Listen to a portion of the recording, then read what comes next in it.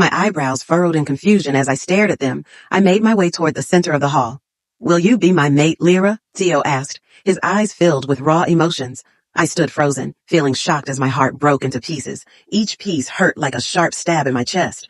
My eyes, which were once hopeful, now widened in disbelief as I couldn't look away from what was happening in front of me. I know that Lyra lost her mate 2 years ago when the warriors caught a rogue sniffing around the border and killed him. But why, Theo? "Yes," Lyra squealed, as tears of joy gleamed in her eyes when Theo put the ring on her finger. Reality struck me suddenly, like a gust of wind. I took a step back involuntarily, my heart racing as I tried to make sense of the unexpected turn of events. We were supposed to announce as to the pack, not this. My entire world was collapsing before me. Thoughts swirled in my mind, questioning our mate bond. I was confused. I thought mates were meant to only love each other. How could he ignore our bond like it meant nothing? These thoughts flooded my mind all at once, and tears swelled up in my eyes. I summoned the courage to walk up to him, but he dismissed me and went to where Alpha Griffin and Luna seated. Bellward greetings, Alpha and Luna. He greeted, bowing and kneeling on one knee. "I would like to seek your permission to mark your daughter, Lyra," he requested, gazing into her eyes affectionately, the same way he looked at me last night. Or so he made me believe. His words echoed in my mind, and the pain emanating from my wounded heart intensified with each passing second, threatening to consume me completely. "No!" I screamed, as my voice echoed in the hall, and everyone turned in my direction. I clasped my head with my trembling hands. "This can't happen." "It can," I mumbled under my breath. "No." My wolf tiara growled too. She was hurting like I was. She couldn't bear the thought of our mate rejecting us after the mating and the promises he made. He chose Lyra over us. "Whose pup is this?" Alpha Griffin frowned, pointing at me. "She is Rose's, the Omega's." Luna Bell spat with disgust. Mother came quickly to hold me from wherever she stood. I could tell she was confused by my outburst. I have always been obedient. "If you don't watch your pup," Alpha Griffin growled at my mother, "I will send her to the dungeon." My mother quickly shook her head and bowed. She apologized for my attitude when Theo opened his mouth to speak. "Actually, Alpha, she is a mistake made by the moon goddess," he said, causing everyone to gasp in the hall. Tears streamed down my cheeks. My mate just called me a mistake. "Everyone here knows that Lyra and I are destined mates right from childhood," he continued, and everyone nodded in agreement. "I don't understand why," I asked softly, but my mother clasped my mouth shut with her palm, begging me to be quiet. Sobbed hard. I could not believe that Theo, who professed his love to me the night before, could be this cruel. "You understand?" The fauve and affection I saw in his eyes were different from the glare I was getting. "Dimwit, why won't scoffed at me?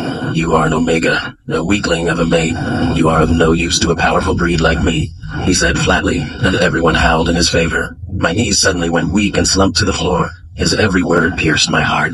"That's good," Alpha Griffin said, beaming with smiles as he stood up from his chair to hug Theo. Then he held Lyra and Theo's hand and joined them together. Everyone in the hall applauded them, and I felt so betrayed. Nova and Alice held my shoulders consolingly, while Olivia was already sobbing. How could a pack be so inconsiderate? Everyone is just concerned about pleasing the Alpha and his family. My mother pulled me from the ground to usher us out of the hall when Lyra spoke. Her sultry, mocking voice said. I pushed back the tears and faced her. "Whatever you had with Theo was allowed by me," she said, smiling sweetly, as everyone fawned at her, thinking she was so kind. I was in the know because I wanted him to enjoy his mate one last time, even though he hated the idea. You repulsed him. But anyways, he is going to get married, and he is going to be the Alpha, and you're Luna. She smirked. I looked away, pushing back my tears, but they warmed my checks.